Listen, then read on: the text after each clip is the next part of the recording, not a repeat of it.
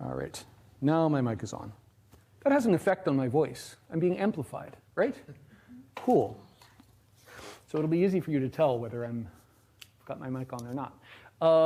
Okay, so here's another assimilation rule. We said in Arabic there's an assimilation rule. Wow, I'm really being amplified.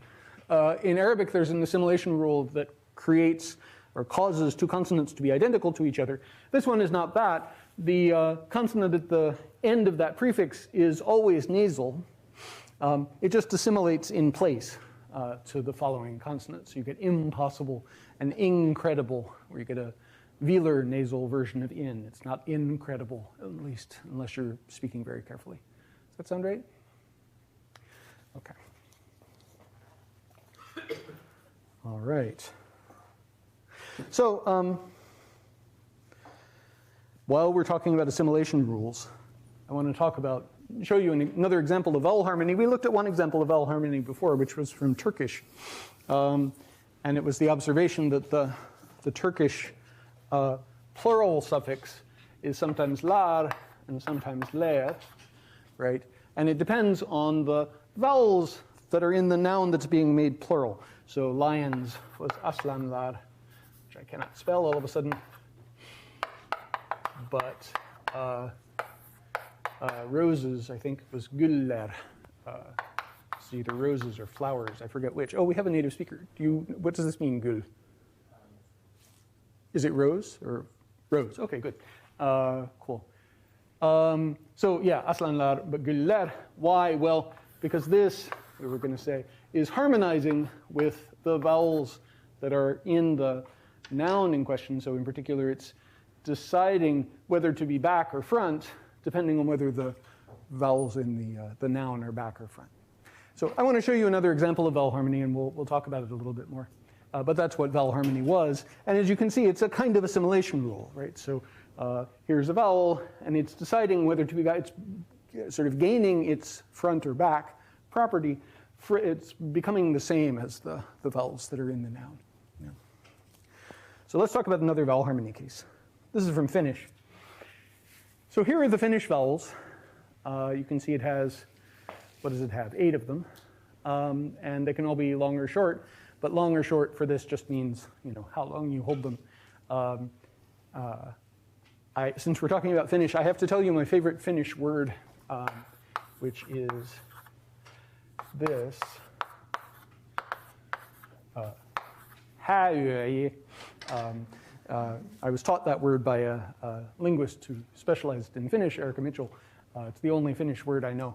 Häyöi. I figure it'll come in conversation at some point if I ever get back to Finland. It means wedding night intention. So I'm not sure what kind of conversation that will be, but I have to work on that. So there's the Finnish vowel inventory. One of the things you can see about this inventory, it's got front vowels and back vowels. The vowels can be high or mid or low. And it is like English in that its back vowels are rounded if they are not low, right? So the back vowels are u, o, and a, yeah? And so it has a high back rounded vowel, for example, u, but it doesn't have a high back unrounded vowel, yeah? So far, so much like English. Difference from English is that it also has front rounded vowels. So front high rounded vowel, front mid rounded vowel, u and ö, yeah? So English doesn't have those, but Finnish does. Yeah. On the other hand, it also has front, high, and mid unrounded vowels, e and a. Yeah. So there are pairs of vowels there in front. So I'm going to erase my favorite Finnish word, just so as not to confuse later classes. Yeah? Okay, so that's the Finnish vowel inventory. Now Finnish has vowel harmony, like Turkish. It has a lot of suffixes that harmonize with the noun, and in particular, Finnish is kind of famous among linguists for having a lot of suffixes on nouns that are thought of as cases. So, if you study languages like Latin or Russian or I bet Ukrainian, you need to learn that nouns come in a bunch of different forms depending on how they're being used in the sentence. They're nominative or accusative. They get little markers on them saying whether they're the subject or the object or the indirect object or whatever. This is what we call the case of a noun. Finnish, languages that have case They often have 2 cases, or 3, or 5, or 6. Finnish, depending on how you count, it has something like 12 or 13. It's just nuts. And that's partly because it has a bunch of case suffixes that in English would be prepositions. So it has a case suffix that means on. This is the case suffix that means on. And it is either pronounced la or la, depending on the noun. So the word for table is pöytä, and on the table is pöydällä. The word for street is kadu, and on the street is kadulla. Yeah. I should be careful saying things like the word for street is kadu. I think the word for street is actually katu if you have it by itself, but if you add the la, it changes the T to a D, something like that. There are all kinds of sneaky things that happen in Finnish that I forget when you add them. But anyway, if you add la to street, you end up with kadulla. If you add la to table, you get pöydällä, and the change in the vowel is sort of conditioned by the vowel of the noun. Okay? Now I've kind of color-coded the vowels here. You can see there are some front vowels that are red and some back vowels that are blue. And if you have a noun where all the vowels are red, like table, then the vowel of the suffix is also red. If you have a vowel where a word where all the vowels are blue, then the suffix is also blue. So if all the vowels in the noun are back, like in street, then the suffix gets a back vowel. If they're all front, then the suffix gets a front vowel. Okay? So far, so good. Now, here's the thing. There are also the green vowels. Why do I have green vowels? The red vowels all have the property that there is a blue vowel, so a back vowel, that is identical to the red vowel in every way except that it's back instead of front. So the red vowel U, for example, the front, high, rounded vowel, has a corresponding blue vowel that is high and rounded and different only in that it's back. That's U. Yeah? And similarly, there is a front mid-rounded vowel, Ö. And there is another vowel that is identical to it in every way except that it's back instead of being front. That's O. Yeah? But the green vowels don't have any such correspondence. So E, the front high unrounded vowel, there is no vowel which is identical to that vowel in every way except that it's back. Yeah? There isn't an U. Does that make sense? So the red vowels and the blue vowels are identical in every way except for front versus back. The green vowels don't have a corresponding back vowel that's identical to them in every way except being back. Yeah? Well, it would be, let's see, it would be It's not a popular vowel, but there are languages that have it. Yeah. It's the IPA symbol for it, I think, is something like this. But yeah, so it exists. We haven't talked about a language that has it. Yeah. I'll erase it quickly before it upsets anybody. Okay, so it's physically possible to make these vowels, and there are languages that have them, but Finnish doesn't have them. Okay, and so the question is, what do you do when you add a suffix to a noun that has these vowels? And the answer is that these vowels are just invisible, basically. So at the station is sort of the less interesting case. You have a couple of front vowels that do have corresponding back vowels, U and A, and then you have this E, which doesn't have a corresponding back vowel. You have 2 red vowels and a green vowel. And you get a red vowel in the suffix, so you get pysäkillä for at the station. Yeah. But for on the child, lapsella, well, you have a blue vowel that is a back, low vowel, a, and then you have a green vowel which is front, but the green vowel doesn't have a corresponding back vowel, and so it's like it doesn't count. The green vowels can go with anything. So you have vowel harmony for the vowels that have corresponding front and back versions. But for the vowels that don't have corresponding front and back versions, it's like you get to ignore them. They're not there. Yeah. Is that clear? Does that make sense? So there are, I mean, it's as though you can say, as long as you only look at blue and red vowels, all the vowels in a word must be blue or red. Yeah. But you don't look at green vowels. You don't look at vowels that don't have a corresponding back vowel that is identical in every way except for being back. So you get lapsella for on the child. Yeah. There are also words in which all the vowels are green, like at, so family, And the fact is that you get, for suffixes, you get front vowels corresponding to those. And the Greek vowels are front, which is itself kind of interesting. So at the family is perhela. You get la for that one. Okay? Is this clear? That's the Finnish system. If any of you ever want to go learn Finnish, you're now all set up. Does anybody speak Finnish? Here I am pretending to speak Finnish. Okay. Yeah, so just to summarize that again, if a vowel is not round and not low, then it is front. Yeah. So one way to think about what's going on in these suffixed versions at the bottom is to say, there's a rule saying, give all the vowels in the word the same value for back. Oh, except don't create vowels that don't exist in Finnish.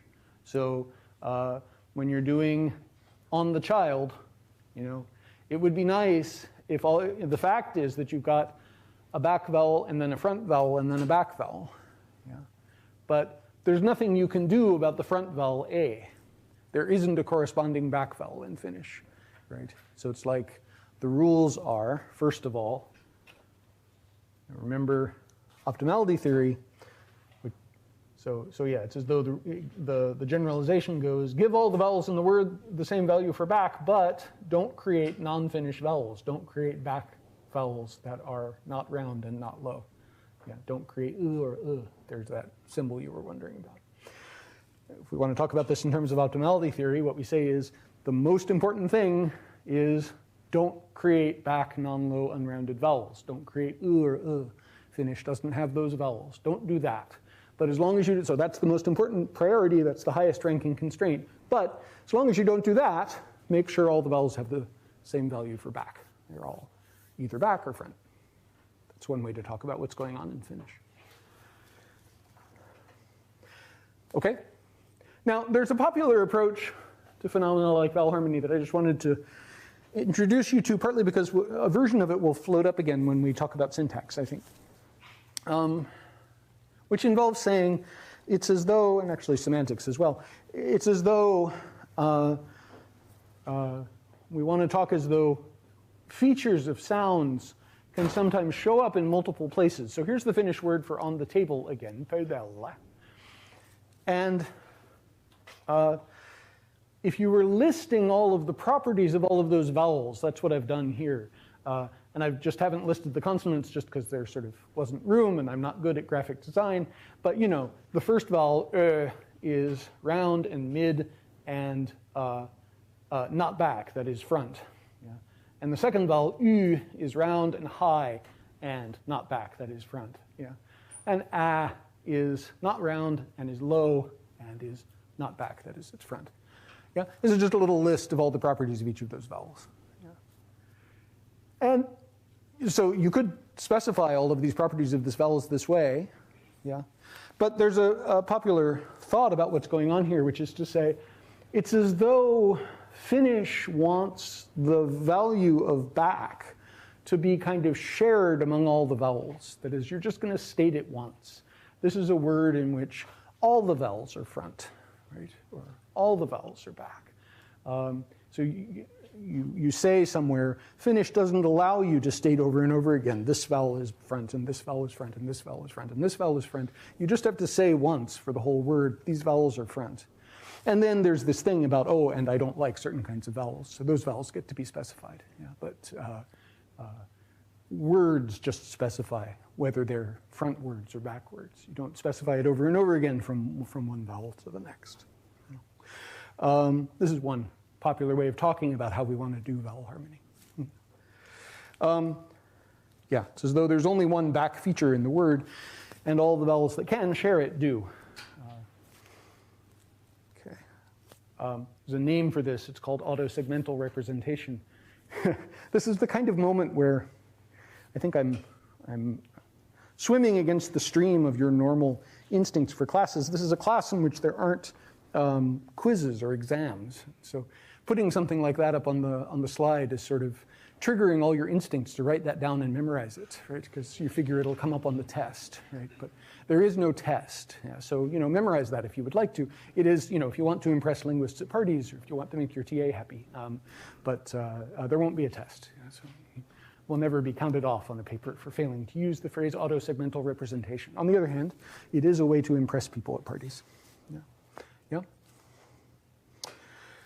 So that's one form of harmony. It's called vowel harmony. We've seen it now in Turkish and in Finnish. Those are not related languages.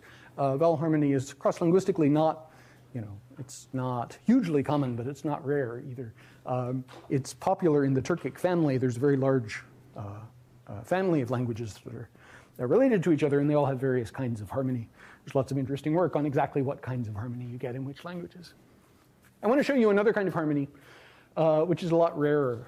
This is from a language, from the Navajo language, which is indigenous language of the American Southwest. Here are a bunch of verbs in Navajo in what we could think of as the past tense. You can see that all of these verbs, so what I've done is bold-faced a part of the verb that you can think of as the part of the verb that tells you who the subject is. So there's a morpheme se that's showing up in the first three verbs, which tells you that the subject is I. Yeah. And there's a morpheme sini in the next trio of verbs that tells you that the subject is you. And then there's a morpheme sol in the last three verbs that tells you that the subject is you too. It's you dual. To say that this is a single morpheme is a little bit misleading. The S at the beginning of this morpheme is probably partly a marker of what I'm translating here as past tense. Navajo verbs are extraordinarily complicated. These particular verbs are in a class that takes this S version of the past tense. They're what are called S perfectives. They're also Y perfectives. There are other kinds of perfectives. But anyway, this class of verbs takes these past tense morphemes, and this is what they look like. Are there any questions about any of this? Navajo has tone. That's what those markers are on the vowels. So the markers mark high tone. There's another marker that you're seeing underneath the vowel in the verb for stand. That's a marker of nasalization. So I stood is something like sezin. So you have to nasalize the e. Say that. Okay, here's some Navajo. Here's some more Navajo. I boiled it is sheshpej. You boiled it is shinishpej. And you two boiled it is shoshpej. So you can see in the three verbs that I had on the previous slide and that are still up here, there are these three morphemes, se, sine, and sol. But for boil, the morphemes are she, shine, and sho. Yeah. This is called Sibilant Harmony. What's going on here, and here's another example of it.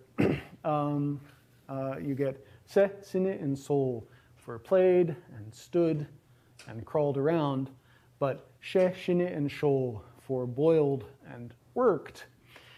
And the relevant difference between boil and work on the one hand and play, crawl around, and stand on the other is that boil and work have in the verb a sibilant, which is post-alveolar.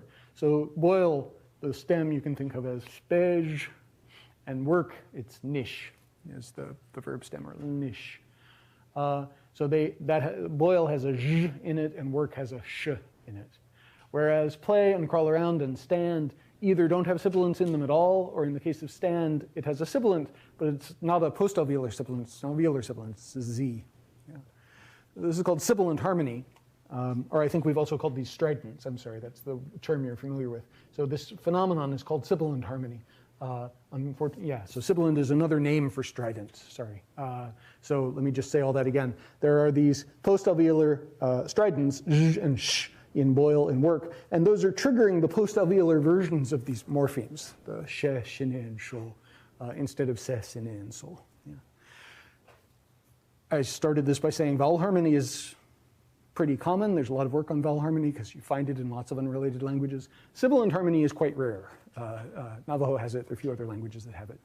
But it's similar in the sense that it looks as though over if you have a sibilant, there are morphemes in these prefixes whose form is being conditioned by corresponding sounds in the verb stem. So for vowel harmony, it's the vowels. For sibilant harmony, it's these stridents. So if there's a strident or sibilant, an S, Z, sh, or zh, those are the Navajo sibilants, in the verb stem, then any of the sibilants in the subject prefix have to match it. I'm not getting the same thing. Okay. Yep. So vowel harmony and maybe this idea of sharing a feature across sounds, it's not just for vowel harmony. Maybe it's for assimilation kind of generally. There might be some other kinds of harmony we'd want to apply it to. Okay. Wanted to show you another bit of Navajo before we leave Navajo behind. Here's how you say you are playing in Navajo. So we're switching tenses now. We're going to get away from sibilant harmony. This is sort of the present tense, the imperfective aspect, people call it when they work on Navajo. It's not exactly tense. So this is how you say you are playing in Navajo. It's nanine. This verb has 3 morphemes in it. You can think of the ne at the end as the part that really means play. There's a morpheme at the beginning, na, which is a prefix. We sort of don't have to worry for this about what it means. It's a marker of a certain class of verbs, what are called atelic verbs. These are verbs in which you can continue doing something and there is no natural endpoint to what you do. So if you compare something like walking around to walking to work, if you walk to work, then when you get to work, you stop. And if you interrupt me while I'm in the middle of walking to work, then I did not walk to work. Yeah. Where that's a telic predicate, as opposed to walking around. If I'm walking around for an hour and then you stop me, well, I still walked around for a while. Yeah. So that's atelic. It doesn't have a natural endpoint, something you're trying to achieve. So na is a marker of atelic verbs like play or walk around. Feel free to ignore all that if you want to. So there's a na at the beginning of this verb. There's a ne at the end, which is the part that really means play. And then in between them, there's an agreement morpheme, something that's telling you what the subject is. And that morpheme is ne for you, and it's sh for I, and it's o for you too, and it's I for we too. So you get nani ne, and nash ne, and nah ne, and ne ne for those forms of the verb. Okay, so far, here's a bunch of Navajo. One thing I have to ask you to believe me about, because it would be hard to demonstrate, is that the E in we two are playing is underlyingly, so that apostrophe there, this is Navajo orthography, it represents a glottal stop. But that glottal stop is originally a D. I'll just ask you to trust me about that for the next little while. Now, I started with play, which is a comparatively simple verb. The verb really is ne. But there are some other verbs that we can talk about. You've seen versions of them in the preceding slides. Work and investigate that I now want to turn to. Work and investigate, we can think of them as starting with clusters of consonants. So you are working, you've got the na and the ne that we have up above. And then the verb stem is lnish. People who work on Navajo really think that that L is a separate morpheme. They call it a classifier. Really, for our purposes, all that amounts to is that there are a bunch of verbs that start with L, and then the L is followed by another consonant. We don't have to worry too much about what that L is. So, okay, for our purposes, working starts with 2 consonants, lnish. Yeah. And investigating also starts with 2 consonants. The first one is a voiceless L. So this is nanishka, is you are investigating it. Okay? Why am I telling you all this? This is where the action is. Ni is the prefix for you, singular, and it ends with a vowel. Yeah. But if we switch to the other prefixes, which all end in consonants, then some interesting things happen. So I am playing, we saw that the prefix, the subject agreement prefix for I is a sh. Yeah. So you get na, shne. The subject agreement prefix sh, if you put it before lnish, you might have expected that to be nashlnish. but it isn't, it's nash nish. So the L vanishes. Similarly, for investigate, we've decided that investigate is ka. So it starts with two consonants, a voiceless L and then a K. If you also have a sh before all that, well, you get rid of the voiceless L. So you get nash ka, is I am investigating it. Yeah. If we go, so the reason I'm doing these particular prefixes is that you can see different things with the different ones. So if you add o, what happens is that the H goes away, but the distinction between the voiced L in work and the voiceless L in investigate also goes away. So work, we decided, looking at you, starts with a voiced L. It's ulnish. Yeah? But you too are working is naoshnish. So the H is gone, but that voiced L has become voiceless. Right? It's now barred. It's naoshnish. And we're getting a voiceless L down there, and you two are investigating it too. It's naoshka. And the thing that I said is underline li'id. Well, the D is gone, but the distinction between the voiced L and the voiceless L is gone in the other direction. So now they're both voiced. Yeah, so we two are working is now neil nish, and we two are investigating is now neil ka. Do you remember when I said that Navajo verbs are extraordinarily complicated? Navajo verbs are extraordinarily complicated. There are all these morphemes, but they don't coexist peacefully. You know, it's not when we were talking about agglutinative languages in which you have a whole bunch of morphemes and they're easy to separate from each other and there's nothing very spectacular that happens, you just attach them to each other. This is the natural enemy of that kind of language. Yeah, it's the opposite.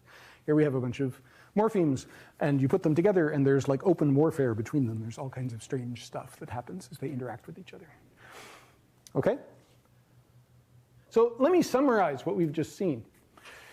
If you have the sh followed by two consonants, like if you're going to say, I am investigating it, so sh is the I thing, and investigating, we decided, starts with sh and then k, you get rid of the first consonant, the sh, so you get nash ka, right? Not nash ka.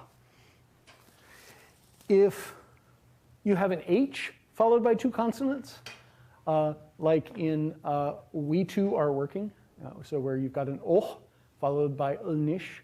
Well, the H goes away, but the L devoices. Yeah, so instead of now ulnish, we get naoshnish. Yeah. And if you have a D before two consonants, well, the D goes away, but the L that's in the first consonant will become voiced. So it changes from naid ka. So you two are investigating it to neil ka. Yeah. Do these rules remind you of anything other than the Navajo that we've just gone through? So we have one rule that says if you have a sh followed by two consonants, get rid of the first consonant. And another rule that says if you have an H followed by two consonants, get rid of the H, but devoice the first consonant. And then another rule that says if you have a D followed by two consonants, get rid of the D, O, but voice the first consonant. Yeah? Like you barking out the wrong tree. Was there a language that disallowed 3 consonants in a row? There was indeed. You're not barking up the wrong tree. You're barking up the correct tree. It's not something I've ever had to say before, but it's true. You're barking up the Yawamani tree. Right? So we were talking about Yawamani before, and for Yawamani, similarly, we had a whole bunch of phonological phenomena, right? And we said we could write rules to handle all of these facts, and maybe we should, right? In Yawamani, it was like, if you have 3 consonants in a row and one of them is an H, get rid of the H, right? If you have 3 consonants in a row and none of them is an H, you insert a vowel. There are various things that Yawamani does to avoid having 3 consonants in a row. Navajo is doing the same thing, you're right. Yeah, so. The same thing in the sense that Navajo and Yawamani both dislike sequences of 3 consonants in a row. None of these rules would handle anything in Yawamani. So this is not what Yawamani does to deal with 3 consonants in a row. But if we're willing to think of phonology the way I've been sort of advertising, which is languages have certain problems, and then they have means to deal with the problems, then we can see Yawamani and Navajo as having something in common. They have a kind of problem that they both care about. They don't like sequences of 3 consonants. They deal with it in different ways. Yeah. But we can see them as having that property in common. Yes? Is this a property that's been observed in other indigenous languages of the Americas, or is it? I think it's not specific to indigenous languages of the Americas. I think it's across linguistically not uncommon for languages to dislike sequences of 3 consonants. We talked a little bit earlier on about the fact that some of your best cues for the value of a consonant is its effects on the nearby vowel, right? So I think we played around with Prat. I showed you some spectrograms for me saying bab and dad and gag. I showed you that, during the stop itself, you can't hear a whole lot. It's what the stop does to the vowel that's nearby. If you have 3 consonants in a row, then at least the one in the middle is not next to a vowel. And so that could be a reason why it's bad to have 3 consonants in a row. It's perfectly possible there are languages out there that are fine with 3 consonants in a row. English is one of them, for example, right? So we have words like strengths, where there are long strings of consonants. Plenty of other languages like that. But yeah, this is a kind of thing that languages do. And we're seeing it in Yaulani and Navajo both. Okay, so this is one virtue of the approach to phonology that I was sort of advertising before, where we say, languages have things they dislike, and then on the other hand, they have techniques for dealing with what they dislike. Yaulani and Navajo have a property in common, namely the property of disliking 3 consonants in a row. They deal with that problem in different ways, but they have that property in common at least. So there's some kind of insight that we're gaining by being willing to think about phonology that way. If we didn't think about phonology that way, if we just made these rules, Navajo and Yaulani would seem not to have any properties in common at all. We'd sort of obscure that fact about them. Does that make sense? Yeah. Okay. Yep. Okay, so what have we done today? We've looked at a variety of phenomena. I tried to introduce you to the idea of autosegmental representation, this idea that a single feature can get sort of spread across different places in a word.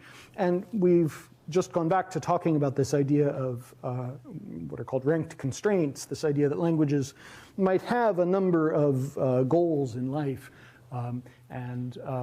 The way to talk about differences between languages might just be in terms of how they prioritize their different goals. So that was an important part of how we talked about Finnish, where the rules seem to be do vowel harmony O, but don't create non-Finnish vowels. Right? So the most important thing is don't create vowels that Finnish doesn't have, but modulo that, make all your vowels the same for whether they're front or back. And similarly, we just convinced ourselves that Navajo and Yaulani, although they look different in lots of other ways, might have a high-ranking constraint in common, namely don't have 3 consonants in a row. Yeah. So what I want to do now is show you another domain in which people have fruitfully made use of this idea of ranked constraints, that is, of languages having a bunch of comparatively simple conditions on what makes a word a well-formed word that interact with each other to give behaviors which can be quite complicated. And this all has to do with stress. So we've already talked some about stress. It was part of the flapping rule. So when we were dealing with how to deal with the difference in the pronunciation of the T in these 2 words, atom and atomic, we said the rule that converts T to a flap needs to be sensitive to where stress is. So it only happens after stress. It doesn't happen before stress. And that's why we get it in atom, but not in atomic. Stress often has effects on vowel quality. So if I were actually writing atom and atomic, it would look something like that. You can see that atom and atomic, if we ignore the ick, atom and atomic have almost nothing in common apart from an M, right? So the 2 vowels are different, and the sound that's spelled with a T is different in the 2 words. I think I referred to things like this when I was talking about the one good thing about English spelling, which is that a given morpheme is typically spelled more or less the same way, even if it's pronounced quite differently. Stress is also important for intonation. We won't have time to talk seriously about intonation in this class. We probably won't have time to talk about it at all. Intonation is the study of the rules for how the pitch of your voice rises and falls as you speak, which is, as you can imagine, is a really complicated topic, and it's really interesting. One kind of thing for which, here's quick and easy example of stress being important for intonation. There's a kind of, it's called evocative chant. It's used in various circumstances, but one is when you are calling, I especially think of it as when you're calling a child, like you're a parent trying to get the children to come home. You say things like, you say their name, and you say, Laura. There's sort of a tune to that. Yeah. If I were putting the tune here, you might say, yeah, there's a higher note, la, and a lower note, ra. Yeah, Laura. That's the way to call Laura's name. You use that when you're calling children. You use it when you're selling hot dogs. So if you're in the ballpark, you say hot dogs, popcorn, peanuts. Yeah. There's this high-low tune that you sing when you're doing things like that. Yeah? How do you call Pierre? Pierre. It isn't Pierre. Yeah? It's Pierre. So it's high, goes here, and then maybe also a low. Yeah? And over here there's, I don't know, a low. Pierre. What's the difference between Laura and Pierre? I mean, Laura is a girl and Pierre is a boy, but what else?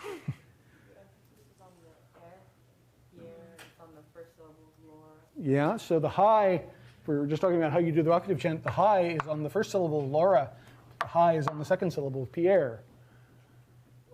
Why? Let's chant some other names. Longer names.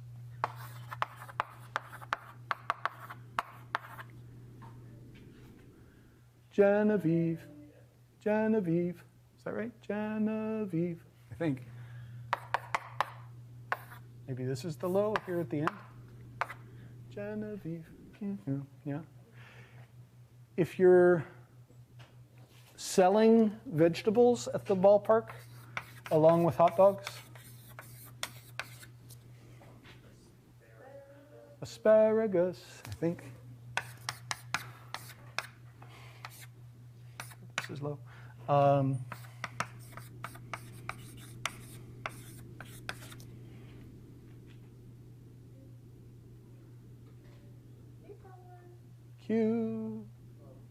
Cucumbers.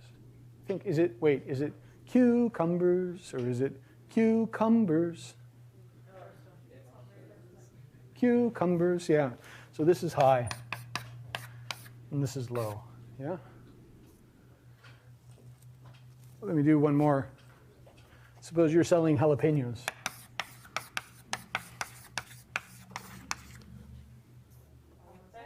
Jalapenos. Here's the high. Forget about the lows for a second. Where does the high go? Yes? The stressed syllable. Yeah? So it goes on Genevieve, Laura, Pierre. Yeah?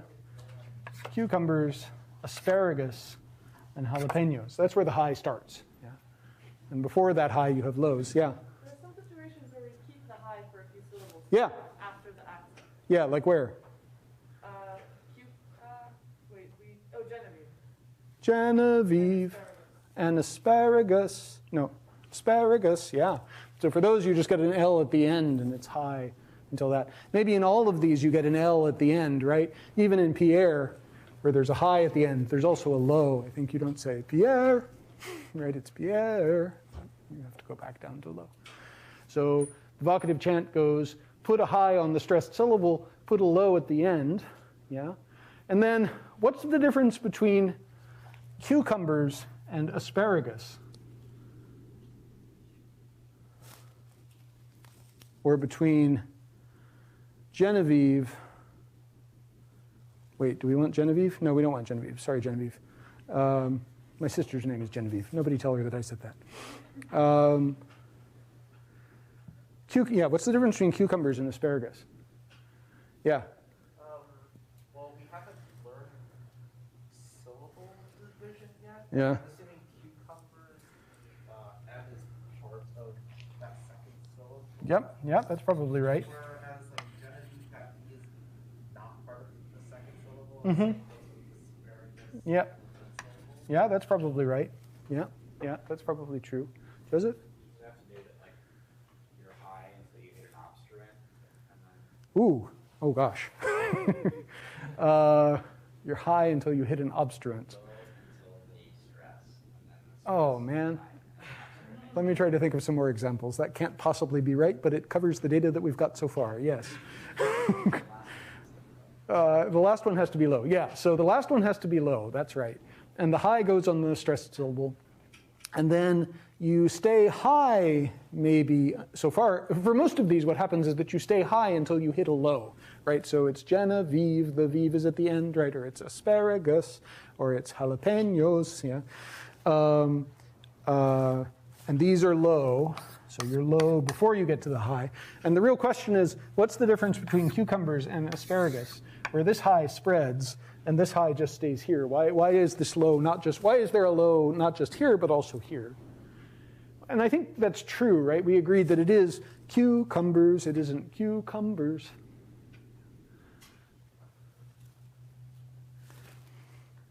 Let me try to think of another word. Endocrinology.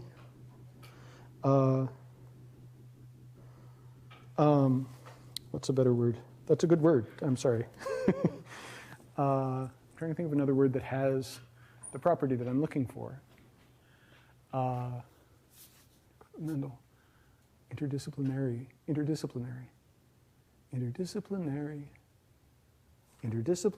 Yeah. No. Interdisciplinary. So suppose I'm selling interdisciplinary. Or suppose I've named my child interdisciplinary. It's interdisciplinary. Is that right? Yeah, I think that's right. So that's a nice name for a child. I mean, interdisciplinary, it's low here. Yeah. Man. So let me tell you what I think is going on. We've talked about words as though they only have one stress. Cucumber, asparagus, Genevieve. Let's take interdisciplinary. How many stresses are there in interdisciplinary? Where's the main stress in interdisciplinary? Yeah, it's dis, it's here, where the high is. Yeah, so the high goes on the main stress. What other syllables in this are stressed? Nary, there's another stress. And maybe here, I don't know. Yeah? Is it high on the main stress and then it stays high until it reaches the next substress? I think it's something like that. So it's high and it stays high until you get to the next stressed syllable. The next stressed syllable is where the low starts. Yeah? And there's always a low at the end. Yeah? So for the difference between cucumbers and asparagus, I think, is that cucumber has a secondary stress on the second syllable, whereas asparagus only has one stress. It's here. Yeah? And that might be related to your observation. This has a closed syllable here, and closed syllables are often associated with stress. This will not be on the final exam. There is no final exam. Yeah? But here's an example of stress being useful for understanding a phenomenon, in this case, the phenomenon of the vocative chant. Yeah? All of you are about to be invited to come up with a research topic, something to work on. This is something you could try working on with the person that you're working with. Ask them how they call their children, right?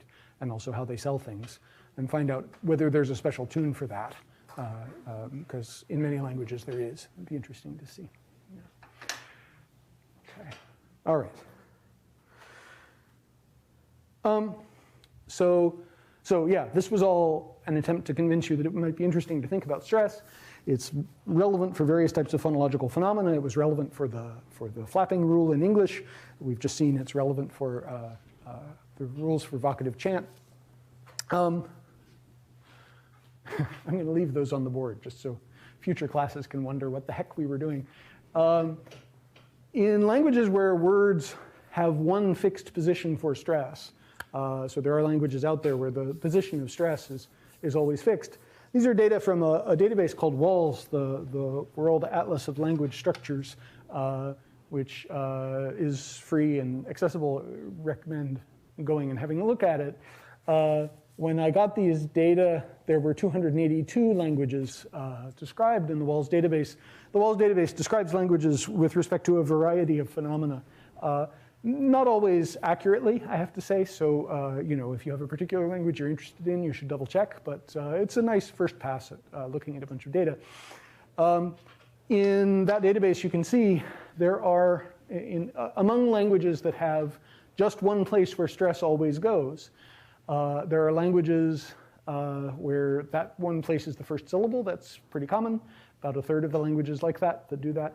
The most common type of stress for a language like that is penultimate stress. Languages like Zulu and Polish have stress on the next to last syllable. Then you can see there are some other patterns that are less common. So the last syllable is, you know, not uncommon. And then there are some really weird systems like Ho-Chunk, which is a Native American language, has stress on its third syllable. That's quite rare. There are some languages that have stress on the antepenultimate syllable. Antepenultimate, yeah. And some languages that have stress on the second syllable. So these are all patterns that you find. As you can see, these are patterns that are best described as stressing a syllable that is counted either from the left edge or the right of the word.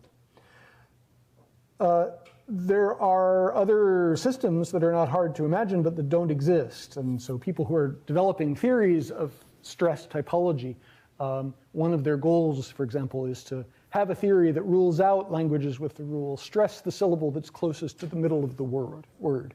It's distressingly easy to come up with a theory that predicts the existence of languages like that, and they don't exist. So you want your theory to not capture languages like that. One way to describe this kind of pattern is to have constraints, you know, like the constraints that say things like don't have three consonants in a row, constraints that say things like put stress as far to the left or as far to the right in the word as possible, and then have that constraint interact with other constraints that say things like don't stress the last syllable or don't stress the first syllable.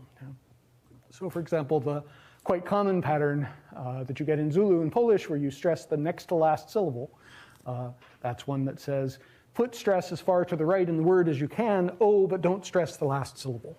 So don't stress the last syllable, that's the most important thing, but, you know, putting aside that, put stress as far to the right as you can. That means put stress on the next to last syllable. That's one way of describing that kind of stress system. Yeah? Yes? How do these languages tend to deal with words that have only one syllable? Like I know we talked about like the Polish now. Yeah, so there are languages, we looked at this in Leerdale, that just don't like words of only one syllable. They ruled them out. But you're absolutely right. So languages that have systems like these, typically it's like stress the next to last syllable if there is one. So in a monosyllabic word, you stress the one syllable that you've got. Yeah, that's a very good point. That's a thing that you find in these languages. Yeah. It would be nice if there were some correlation between having a stress system that wanted to avoid final stress, let's say, and being like Leerdale in not liking monosyllables, right? You know, it would be nice if the world worked that way. As far as I know, it doesn't. So it doesn't seem as though the condition that says it would be better for your words to be at least 2 syllables long, it doesn't seem to be motivated by these considerations. I sort of wish that it was, because it would be nice if then we would have an explanation for part of that. But it's not clear to me that there is any connection between those things. Yeah? Now, we were just talking about languages in which stress is only in one place. But as we actually saw as we were looking at the vocative chant, it's possible for a language to have multiple stresses in a single word. English does that all the time. And there are languages out there that have patterns where you stress more than one syllable. Here are some examples from Pintupi, which is an Aboriginal language of Australia, in which the basic rule is stress the odd-numbered syllables. So put stress on the first, third, fifth, seventh, etc. syllables of the word. You know. So again, you could think of that as a little pile of constraints. Stress the first syllable, don't stress the last syllable, and don't allow yourself to have 2 syllables in a row that are the same, that are both stressed or both unstressed. So again, you don't always succeed in doing all of these things. In a language like this, whenever you have an odd number of syllables in your word, you can achieve the first two, stress the first syllable, don't stress the last syllable. And actually the next one, don't allow two stressed syllables in a row. But the last one, don't allow two unstressed syllables in a row. You achieve that in the words that have an even number of syllables. No, yeah, an even number of syllables, but not the ones that have an odd number of syllables. If there's an odd number of syllables, like in the second word there that has 3 syllables, you only stress the first syllable, and you put up with the fact that it ends in 2 unstressed syllables, because there's no way to avoid that, while also satisfying these higher ranking constraints, like don't stress the last syllable, and don't have 2 stressed syllables in a row. Yeah? How come we go through these 4 different rules as opposed to just declaring stress every other syllable? Stress every other syllable starting from the left edge, yeah. Why am I trying to decompose this into constraints like this? I guess, in part, it's an attempt to constrain the kinds of stress systems that we could find, right? So if we let ourselves say things like stress the odd-numbered syllables, I mean, first, stress the odd-numbered syllables by itself doesn't actually cover this, even though it's what I said. So it's really stress the odd-numbered syllables unless you're going to stress the last syllable, don't stress the last syllable. So even just saying that, what I just said is best stated in terms of conflicting constraints. It's like the most important thing is don't stress the last syllable, and then underneath that there's stress the odd-numbered syllables. Yeah.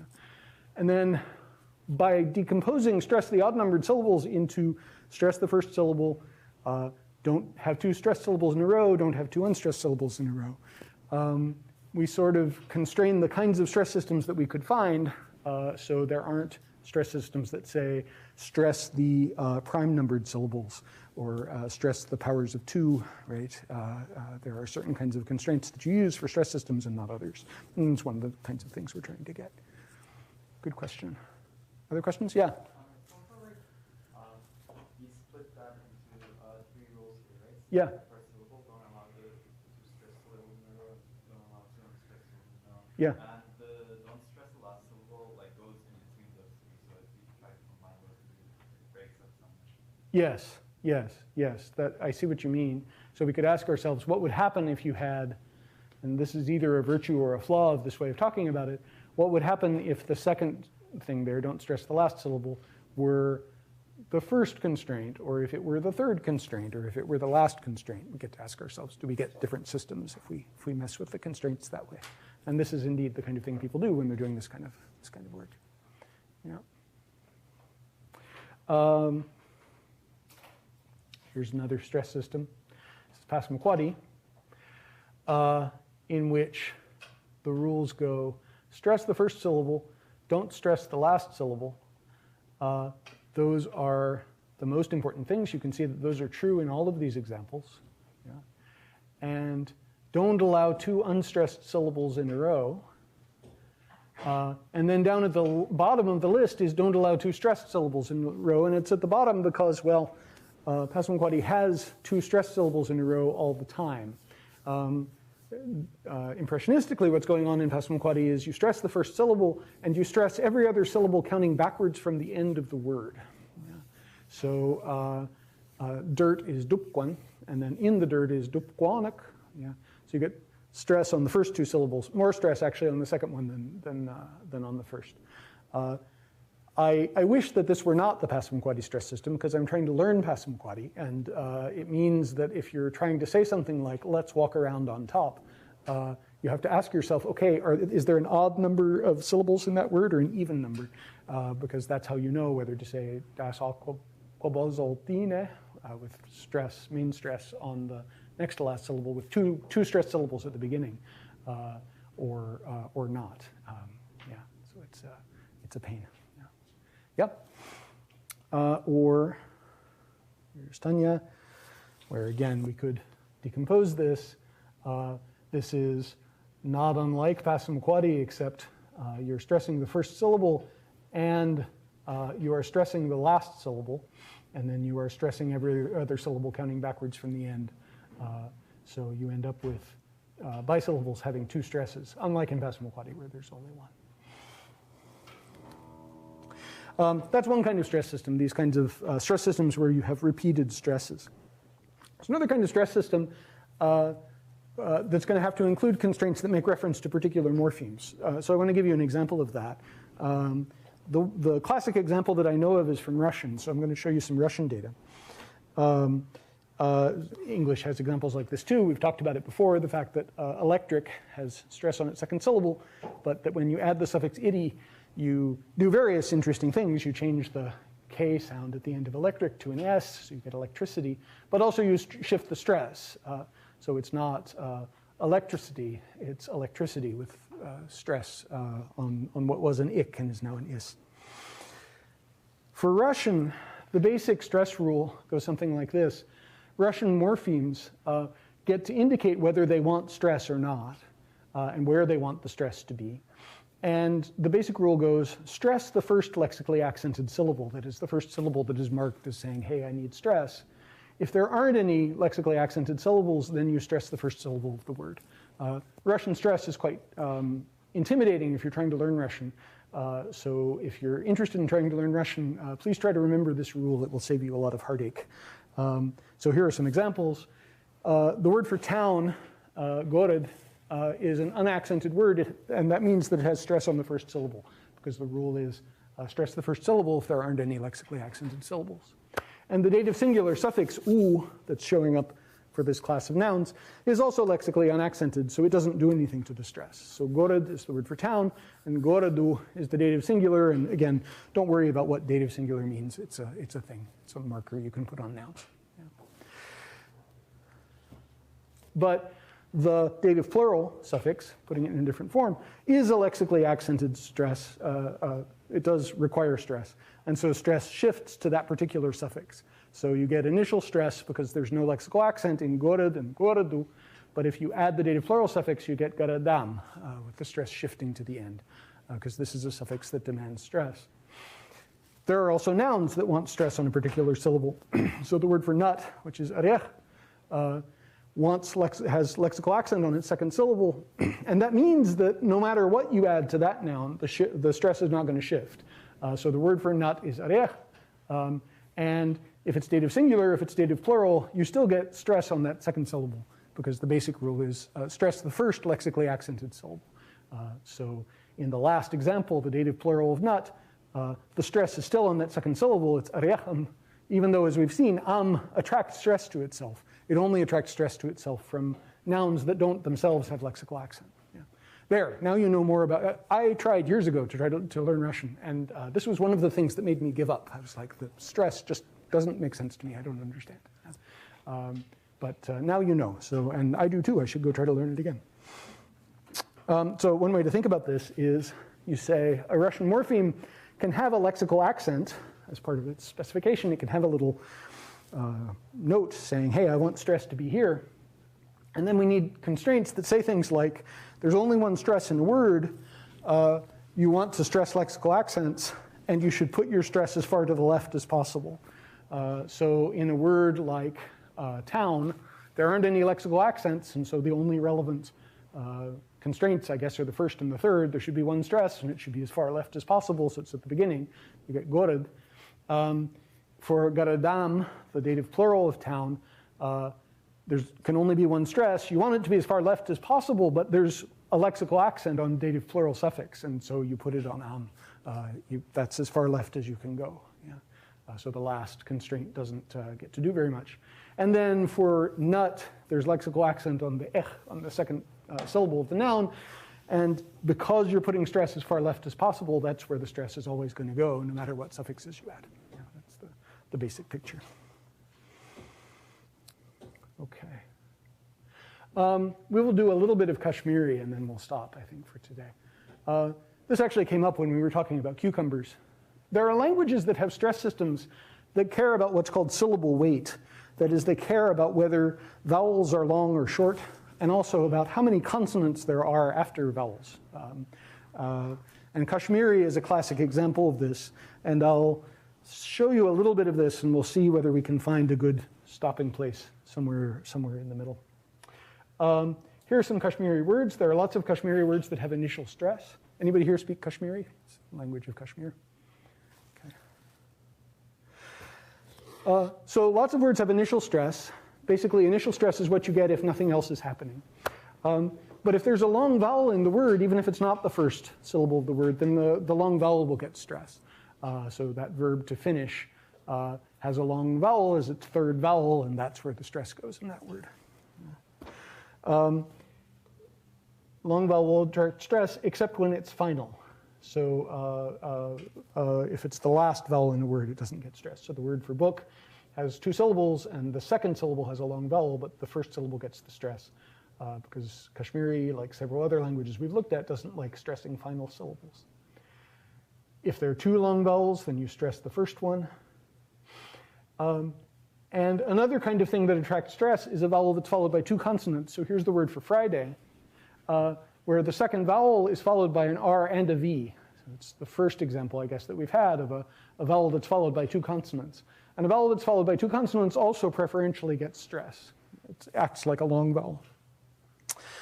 If you have both a long vowel and a vowel that's followed by two consonants, then you prefer the long vowel. So you're getting that in here in door. In Friday, you're not getting stress on the long vowel. That's because the long vowel is the last syllable of the word. And the more important thing is don't stress the last syllable. So we can fruitfully think of Kashmiri stress as a bunch of rank constraints, again, which say things like, don't have more than one stress, don't stress the final syllable, stress your long vowels, stress your vowels that have multiple consonants after them, and then put stress as far to the left in the word as possible. So stress long vowels, we got that in that word that had a long vowel as its third vowel. But we also saw that outranking stress long vowels is a constraint that says don't stress the final syllable. So in this word for book, there's a long vowel in the final syllable, but you don't stress it because it's final, and avoiding final stress is more important than stressing long vowels. There's a rule that says don't have more than one stress. So you like stressing long vowels, but if you have a word that has multiple long vowels in it, you only get one stress. You don't get two. And the general rule is put stress as far to the left in the word as possible. So when you have two long vowels, you stress the first one. You can't stress them both. You also don't stress the second one. You stress the first one because you want stress to be as far to the left as possible. That's also why when there are no long vowels and no vowels with multiple consonants after them, you get initial stress. And then finally, stress vowels with multiple consonants after them. That's got to be in there somewhere, and it's got to be below stress long vowels, because when you have both a vowel with multiple consonants after it and a long vowel, you stress the long vowel and not the vowel with multiple consonants after it. So here's another place where it's possible to describe Kashmiri stress in several paragraphs of prose, in which you say things like, well, Kashmiri stress, it's on the first syllable unless there are long vowels or vowels with multiple consonants after them, except when those are final or on a Tuesday in a month beginning with M. This would be quite long and complicated. If we describe Kashmiri stress this way in terms of ranked constraints, the constraints themselves can all be pretty simple. They can be things like stress your long vowels. That's a pretty natural thing to do. Or avoid final stress. Or put your stress as far to the left in the word as possible. And all of the action is figuring out, what order are these constraints in, which are the most important ones and which are less important. And by ranking them that way, you end up with this, quite complicated array of data, which we've now gone through quite quickly. But you'll have the slides, so you'll have a chance to go through this in your own time. Are there questions about Kashmiri? Since we have a few more seconds here, we can talk about Kashmiri in more depth if people would like. Or anything else. As I said at the beginning, I could hear people talking about the problem set. If people have questions about the problem set, we can talk about them. Yeah? I just had a question about, for English. Yeah. Is there, a system like this? Or is it just kind of So yeah, here I am talking about stress systems, and I've talked to you about Kashmiri, and I've talked to you about Passamaquoddy, I've talked to you about various languages, Russian, and I've strenuously avoided talking to you about English. English stress is quite complicated and messy. There are books about it. It's partly, like so much about English, the product of several different languages with different stress systems interacting with each other.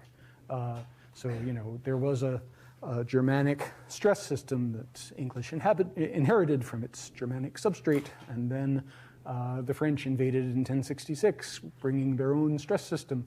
And one of the results of that is that English stress is the kind of thing you can write books about. Yeah, so there's a reason I haven't tried to do English stress on a slide. You think Kashmiri is complicated, yeah. It's complicated.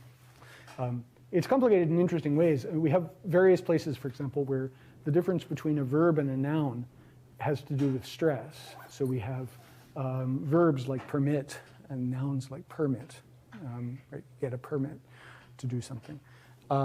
And that's, there are a number of pairs like that, which is one of the kinds of things that's interesting to think about. That's not something that we inherited. And so when people are trying to figure out how, we talked earlier about the possibility that nouns and verbs could have different phonologies. And there are times when something like that seems to be happening, like in that kind of example. So when you write your book on English stress, that's one of the chapters you have to write. It's the difference between permit and permit. Yeah. Yeah. You said, is there like a method we can use to find the underlying vowels in the rule set, or we just like guess the rule to see what it is? So what you want to do is sort of look systematically at each vowel. Here's what I would do in your shoes. Look systematically at each vowel and make yourself notes for each vowel about the environments that they show up in. Say you start with the vowel ah. Make yourself notes about all of the things that are around ah. Maybe you could start with the hope that the relevant things are the consonants on either side of it, or whether it's at the beginning or the end, or the first syllable or the second syllable, or whatever. Make yourself notes for each word that has an ah in it, where the ah is showing up. And then look at your notes and hope that something jumps out at you. That's the only thing I can think of to suggest. Sorry, that's probably what you're doing, but if that's what you're doing well. Are there other questions? Okay. All right. So I'll see you on Thursday when we'll start talking about syntax.